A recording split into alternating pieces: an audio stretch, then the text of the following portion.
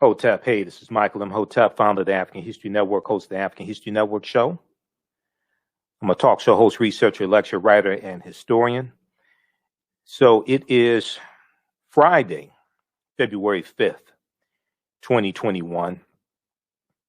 And some of you have heard me talk about my online course, Ancient Kemet, the Moors, and the Maafa, Understanding the Transatlantic Slave Trade, what they didn't teach you in school.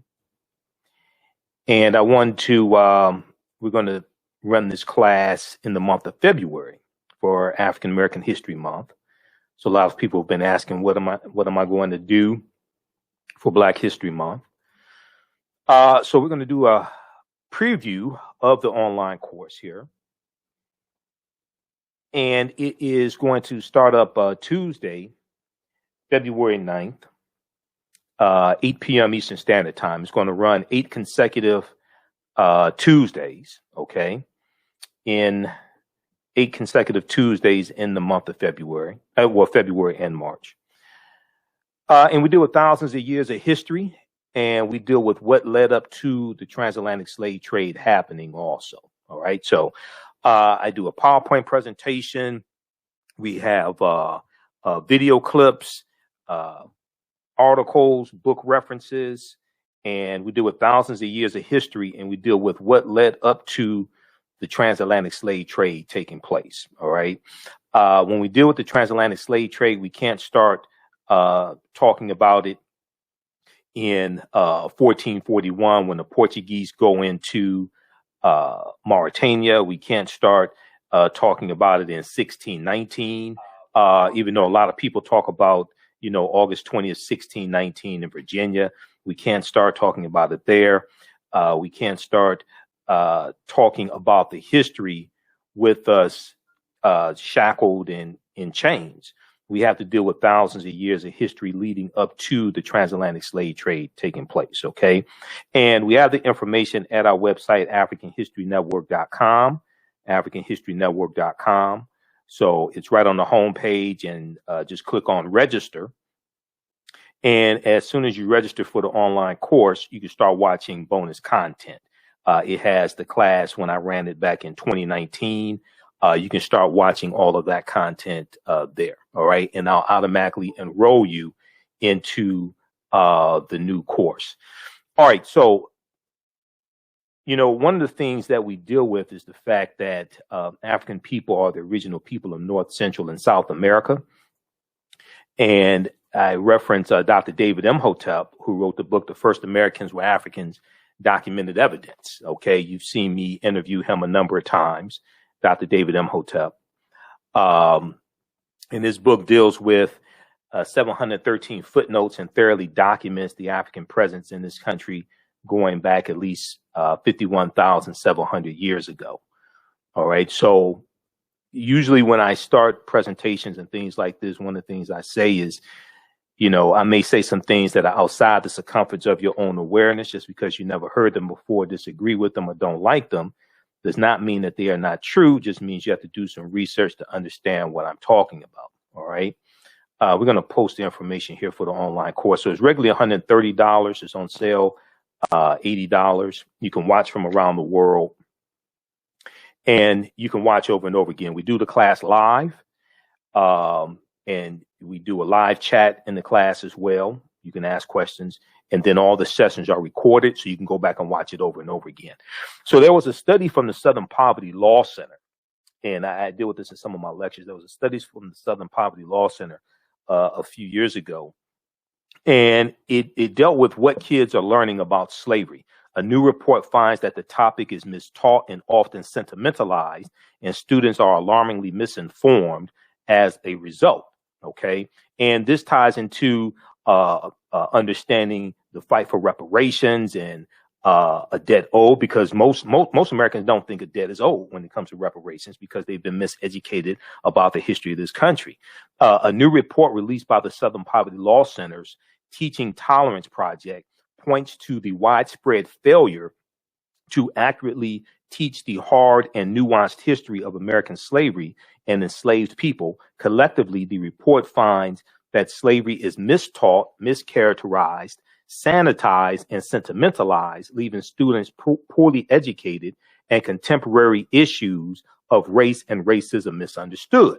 So when we deal with understanding racism as a system of advantage and privilege distributed based upon race, coming out of the context of European white supremacy, that comes from a understanding of history, having that foundation. Okay, most Americans are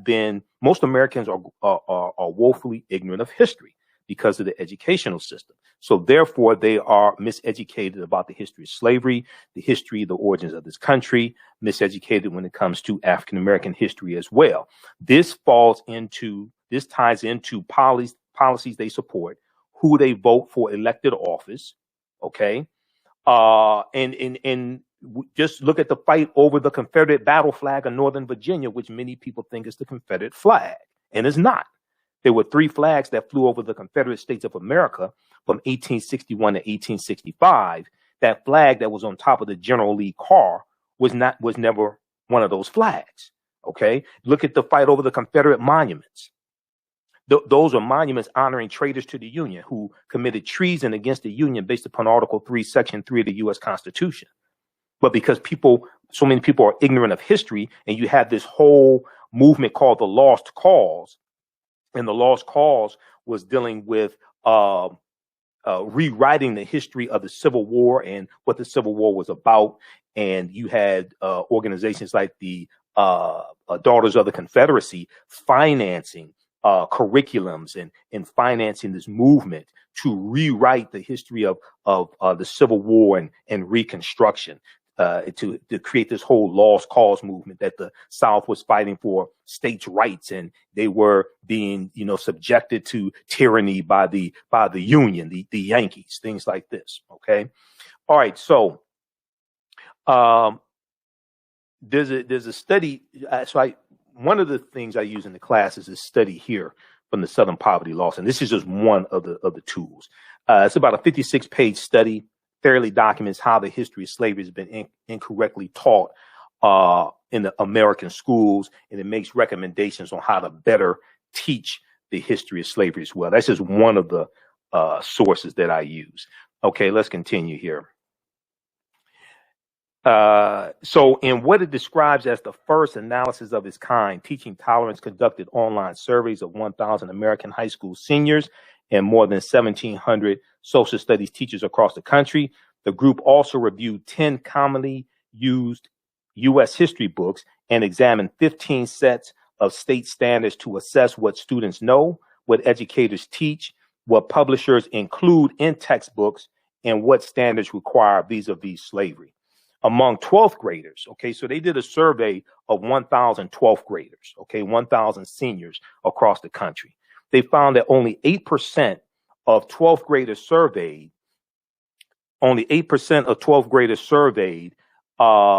could identify slavery as the cause or the central cause of the Civil War. Only 8% of high school seniors surveyed.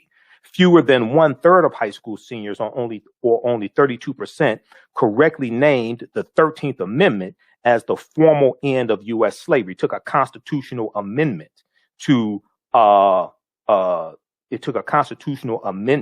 to formally end slavery in this country. And then with a slightly higher share, 35% chose the Emancipation Proclamation. The Emancipation Proclamation did not end slavery. The Emancipation Proclamation, January 1st, 1863. And when you read it, and you can read the Emancipation Proclamation at archives.gov, the National Archives, or you can read it at LOC.gov, Library of Congress. It tells you basically the slaves in the territories of rebellion, or the states in rebellion, the states in the Confederacy, are free, but those that are in the border states, Missouri, Kentucky, Delaware, things like that, they're still slaves. Those territories and states that stayed loyal to the Union were allowed to keep their slaves for a period of time. Okay, that's not what ended slavery. But do you have people who have these misconceptions? All right. So let's continue here. So we have this one here. Now, there was a good article from the Atlantic.com, What Kids Are Really Learning About Slavery. This is from 2018, and this is when this study came out, February 2018, into January, early February. And this article deals with that study from the Southern Poverty Law Center. Fewer than half, or 46%, of high school seniors surveyed identified the Middle Passage as the transport of enslaved Africans across the Atlantic Ocean to North America. So it's showing how little high school seniors know about the history of slavery, and their parents probably know very little about the history of slavery as well. Otherwise, they probably would have taught their children more. So you're dealing with a deficit. So when we deal with trying to get policies put in place to address our needs and concerns, and we're dealing with we're dealing with conditions that come from a historical context, policies and laws put into place to maldistribute wealth, power, and resources into the hands of Europeans. When we try to get those issues addressed, we're largely dealing with people who are ignorant to the history of how all this came to be. That's why the study from Citigroup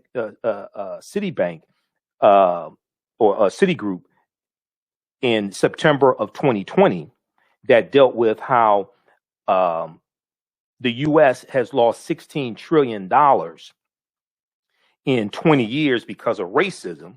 Okay, $16 trillion in 20 years because of racism. That's why it's so important, because it ties into, it's looking from the year 2000 to 2020, but it's tying into redlining, racism, discrimination, different things like this that have a historical foundation. Okay. There was an article from CBS.com that breaks this down. I did a whole presentation dealing with this. We air that here on the African History Network. I'm going to flip over to this article here. And this really ties the history into what we see today. Okay. This is from CBS.com, CBSnews.com, I should say. Racism has cost the U.S. 16 trillion, Citigroup fines. This is from September 23rd, 2020. And one of the things they talk about is America could have been $16 trillion richer if not for inequities in education, housing, wages, and business investment between African American and white Americans over the past 20 years, new research concludes. Citigroup arrived at this. So this is the latest of a body of research that attempts to quantify the economic impact of systemic racism. All right. We're seeing the results of history. We're seeing those results manifest in the racial wealth gap. Citigroup arrived at its $16 trillion figure after estimating that African American workers have lost $113 billion in potential wages over the past 2 decades because they could not get a college degree. The housing market lost $218 billion in sales because African American applicants could not get home loans. About $13 trillion in business revenue never flowed into the economy because African American entrepreneurs could not access bank loans. What's more, the U.S. could have $5 trillion in gross domestic product over the next 5 years if those gaps and others were closed today, the study indicated. Now, in one of the recent, to tie this into policy, in one of the recent executive orders from the Joe Biden administration, they deal with the racial wealth gap, and they cite that statistic dealing with the $5 trillion. Okay, so when I heard him talk about it, I knew exactly where it came from. It came from this study. All right. If we look at this here, for instance, if we look at this executive order, all this ties into policy. Politics is the legal distribution of scarce wealth, power, and resources, and the writing of laws, statutes, ordinances, amendments, and treaties, their adoption, interpretation, and enforcement. Let's look at this very quickly. We're dealing with a legacy of racism, discrimination, redlining, etc. We're dealing with laws, and then what is important to understand is that if it was public policy that put us in this predicament, it's going to be public policy that gets us out of this predicament. I'm all for economic empowerment, but that's not what put us in here. If you actually understand the history, it was laws and policies that created these inequities. It's going to be laws and policies that correct them. If you look at this executive order from January 20th, 2021, read it. Don't take my word for it. Read the executive order. You can read all executive orders from the president at whitehouse.gov. That's where this is from, whitehouse.gov. If you go and this one is executive order on advancing racial equity and support for underserved communities through the federal government. This was on Inauguration Day, which was a half day of work. He did 10 executive orders on Inauguration Day.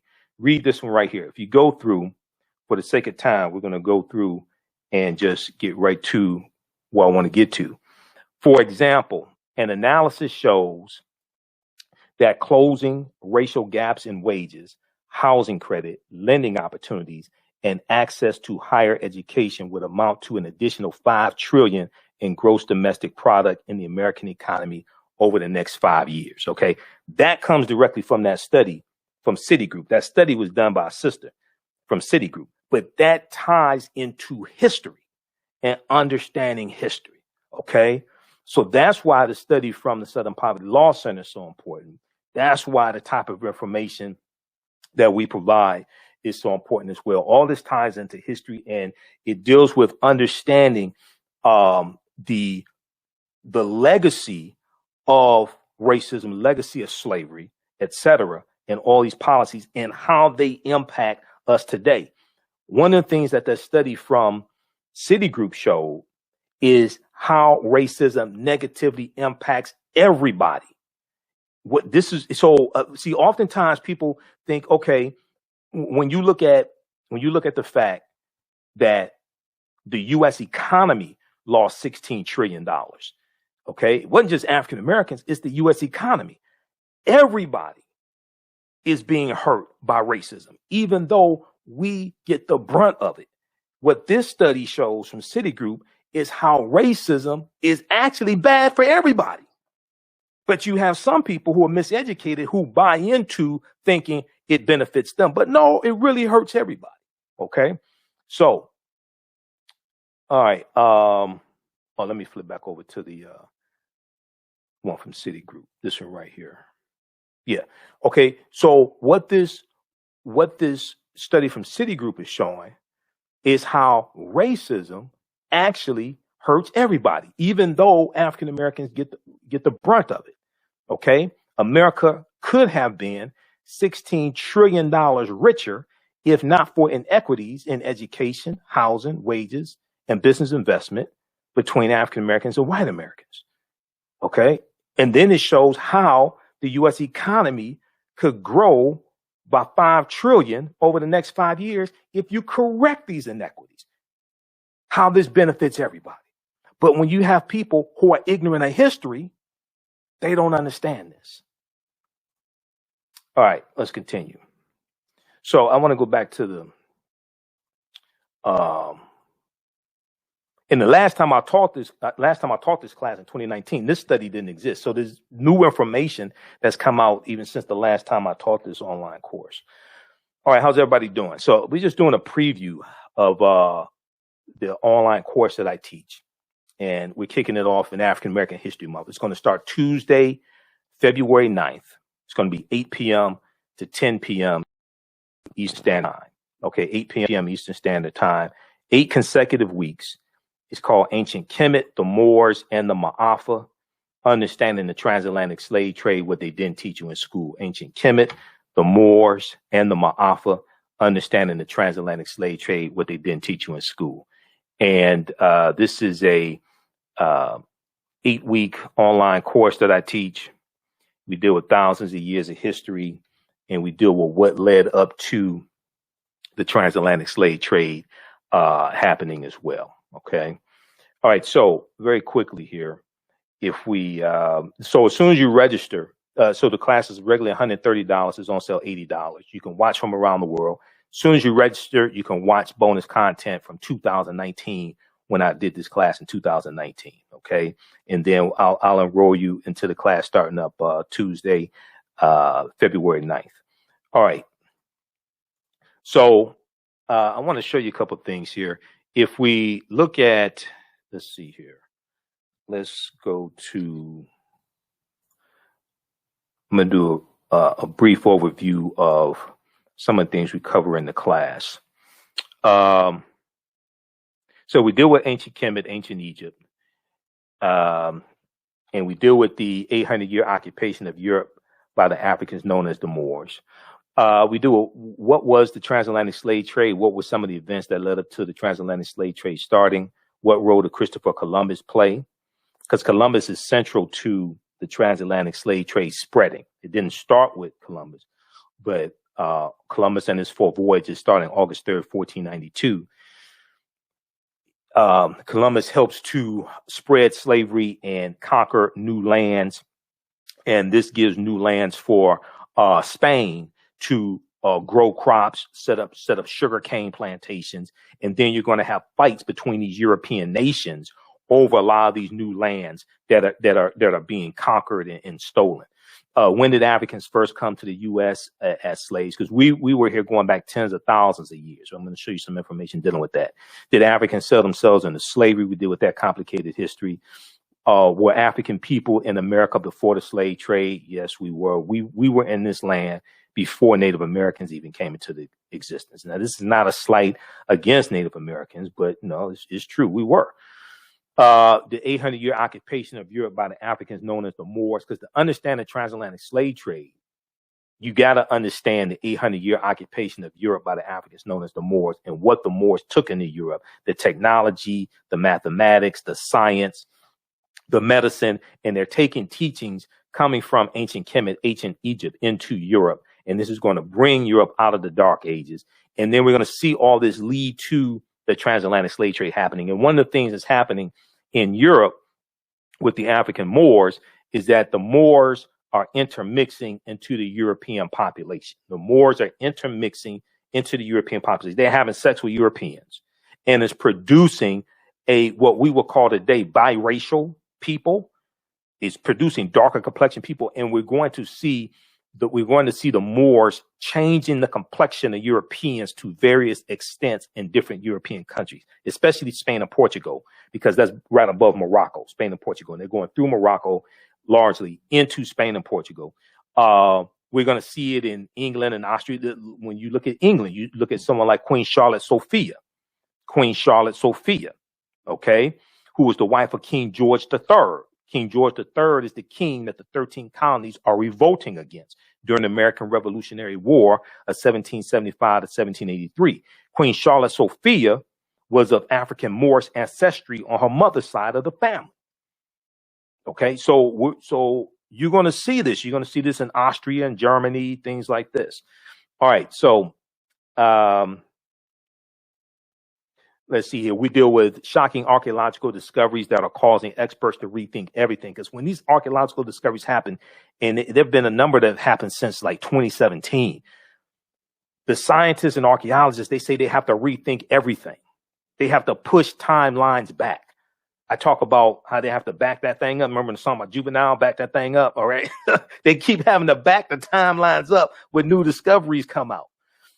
Insurance companies, we talk about insurance companies that took out policies on slave ships and enslaved Africans on the plantations, Freemasonry, America and the founding fathers, origins of the term America, Africa, etc. We deal with all this in the online course and a lot more, because it's 8 weeks, 8 consecutive weeks. Let me show you something quickly here. Let's look at information. Okay, so Dr. David Imhotep wrote the book, The First Americans Were Africans, Documented Evidence. It's out of print right now. His new book should be out very soon. I have to call him again. I interviewed him October 12th, and I need to see what's going on with his book. But his book deals with 713 footnotes, and it deals with evidence from 13 different disciplines showing an African presence in the territory we call South Carolina, going back at least 51,700 years ago. They found artifacts at this campsite. Dr. Albert Goodyear, who's an archaeologist at the University of South Carolina. In 2004, he made this discovery. They found artifacts, architecture, campsites, carvings, Egyptian writings, footprints in lava, genetic M174D haploid groups dealing with DNA and genetics, linguistics, paintings, skulls, skeletons, structures, and tools. 13 different types of disciplines fairly documenting an African presence in this country going back at least 51,700 years ago. These were the Khoisan, who come from Southern Africa. And they're the ancestors to the Ainu and the Twa. They go all around the world, and they were in this land, the short-statured people. Okay, the Khoisan. So this is Dr. Albert Goodyear. This is an article from ScienceDaily.com from November 18th, 2004, called New Evidence Puts Man in North America 50,000 Years Ago. And this is a summary of the article from ScienceDaily.com. This is their summary. And it says radiocarbon tests of carbonized plant remains, where artifacts were unearthed last May along the Savannah River in Allendale County by University of North Carolina archaeologist Dr. Albert Goodyear, indicate that the sediments containing these artifacts are at least 50,000 years old, meaning that humans inhabited North America long before the last ice age. Now, this is before Native Americans came into existence. Okay, this is before Native Americans came into existence. These were the Khoisan. All right. Okay, so you can read this article. You don't have to believe me. Proper documentation ends all conversation. You don't have to believe a word that I say. I'm provide you with numerous sources. You can go research this yourself. Those that watch me, and one of my teachers is Professor Kabahaya Wapakamane. He says, you see him in the Hidden Colors documentaries. We're in a couple of documentaries together also. He says, you don't have to believe a word that I say. Go do your own research. Now, I provide you with the evidence. Proper documentation ends all conversation. All right, so we have this. We deal with archaeological discoveries like this one here. This is from the New York Times, February 15th, 2010. It talks about this is the name of the article, on Crete, new evidence of very ancient mariners. And it deals with how on the Greek island of Crete, over the course of 2 summers, archaeologists found stone tools that date back at least 130,000 years ago. Okay. But Crete has been an island for more than 5 million years, which means they had to sail there. But when you read this full article and read this information on this, it says that they thought the scientists and archaeologists, previous artifact discoveries had shown people reaching Cyprus, a few other Greek islands, and possibly Sardinia no earlier than 10,000 or 12,000 years ago. Okay, but this discovery, they have to push that back tens of thousands of years ago. They have to rethink everything. They have to back that thing up. Okay. They say that 130,000 years old, which is considered strong evidence for the earliest known seafaring in the Mediterranean, and calls for rethinking the maritime capabilities of pre-human cultures. Okay. But this wasn't pre-human. These were still Homo sapiens sapiens. You're talking about 130,000 years ago. When you go, there's a discovery in Morocco from about 2017 where they found fossils of modern man. Okay, and these were Homo sapiens, but it was modern man. They found these, and they date back between 300,000 and 350,000 years ago. There was a big discovery in Morocco about June of 2017. Okay. Every other month, these discoveries are coming out. When you look at National Geographic, you look at like National Geographic website and other websites, even Washington Post, New York Times, like in their science sections, they have these they write about these discoveries that are taking place all the time. Okay, so we deal with all different types of things like this in the class, and we do a timeline to give you a better understanding of what leads to the transatlantic slave trade happening. We deal with the Moors, and let me pull this up. We deal with the Moors, and January 2nd, 1492, when they lose control of the last stronghold in Granada. We deal with understanding what's known as Egypt of the West, and how the Nile Valley region of Africa, ancient Kemet, especially ancient Kemet, ancient Egypt, but the whole Nile Valley, how that influences this country. Okay, and you look at this, you look at the Tekken. Okay, the Washington Monument is a Tekken. We look at the origins of Freemasonry, things like this. All this deals with history. We do a chronology of history, bringing you up to the transatlantic slave trade and deal with it. So we can't start studying our history with the transatlantic slave trade. We have to understand Freemasonry is based upon the teachings that the Moors took into Europe. Okay, so like one of the sources that I use is from Tony Browder. Tony Browder is a friend of mine, brilliant historian and archaeologist. Egypt on the Potomac, pages 18 and 32. The word Mason is derived from the Latin words mass and sun. Mason means child of light and expresses the desire to pursue light, which is a metaphor for the sun, which symbolizes knowledge. The term child of light, or sons and daughters of light, was first used to identify students who had completed 42 years of study in the temples of ancient Kemet. Many Masonic temples were modeled after the temples of Kemet, places where light or knowledge was imparted in a series of steps or degrees. So when you go to college or university and you get your credentials in the form of degrees, this is where this comes from. This is where this comes from. You read Stolen Legacy by George G.M. James. He deals with this type of information in Stolen Legacy as well. All right. So if we look at very quickly here, Freemasonry. Did you know that 50 of the 56 signers of the Declaration of Independence and 13 signers of the U.S. Constitution were Freemasons? Did you know that four of the first 5 U.S. presidents were Freemasons, and there have been 14 Freemasons who have been U.S. president? If you check out page 18 of Egypt on the Potomac by Tony Browder, in his book, Egypt on the Potomac deals with how the layout of Washington, D.C.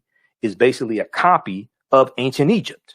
And he deals with Benjamin Banneker and all this. We did the surveying for the layout of Washington, D.C.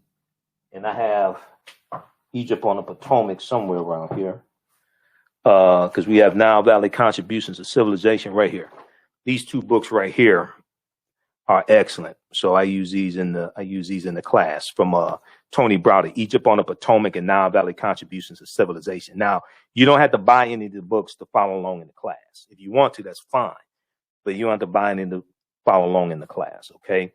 All right. So these are some of the things that we deal with. We deal with Asar, Aset, and Heru, the first Holy Trinity, who the Greeks called Osiris, Isis, and Horus. We deal with all this. This history and the Immaculate Conception, Heru born of a virgin birth on December 25th to Aset, Isis. Some of this may go outside the circumference of some people's awareness, but this deals with mythology. This ties into culture and history. This is going back thousands of years ago. But you can see that, okay, we ain't going to get deep into this, but these are just some of the things we deal with. We deal with this history, and we deal with what leads up to the transatlantic slave trade happening. All right. Lastly, we'll look at, let's see here. So that's an overview of some of the things we deal with in the class. We have to deal with Christopher Columbus. All right. And where Columbus went on his 4 voyages. When you study where Columbus went on his 4 voyages, and if you go to history.com, the official website of the History Channel, it shows you where he went on his 4 voyages. Columbus never came to the land that we call the United States of America. He never came to the land we call the United States of America. The closest he came here is Cuba, which is 90 miles away. This is where he went on his 4 voyages. Okay. So these are all some of the things that we deal with in the class. It starts up Tuesday, February 9th, 8 p.m. Eastern Standard Time. Ancient Kemet, the Moors, and the Maafa, understanding the transatlantic slave trade, what they didn't teach you in school. So if you go to our website, we're going to post a link here, but also you can go to our website, AfricanHistoryNetwork.com, AfricanHistoryNetwork.com, You can go to the website, and right on the home page is the we have the information right on the home page. And let me bring this up here. I'll show it to you. And we have the information for the online course right on the home page, and just click on the link. And here we go. So right at our website, AfricanHistoryNetwork.com, just scroll down. You'll see information about our radio show, the African History Network show. Scroll down here, and it's taking, and just click on register here. Okay. It's going to be Tuesday, February 9th, 8 p.m. Eastern Standard Time. And then click right here, enroll. It's on sale $80, regularly $130. And as soon as you enroll, you can start watching the content from the class I did in 2019. All right. All that content is archived, those classes. And then I'll automatically enroll you in the new class starting on February 8th, 2021. February 9th, 2021, Tuesday, February 9th, 2021. 8 p.m. to 10 p.m. Eastern Standard Time, and it's going to be 8 consecutive Tuesdays. All right. If you want to pay through now, if you have any questions, email us at ahnshow@AfricanHistoryNetwork.com, ahnshow@AfricanHistoryNetwork.com. When you go to the website, it has you pay through your debit card, credit card, or what have you, through PayPal. If you want to pay through Cash App, email us, and we can set that up also. If you want to pay through Cash App, and here's the link also to the online course as well. Okay. All right. Look, we got to get out of here. Remember, right now it's correct wrong behaviors, not over till we win. Wakanda forever. We'll talk to you next time. Peace.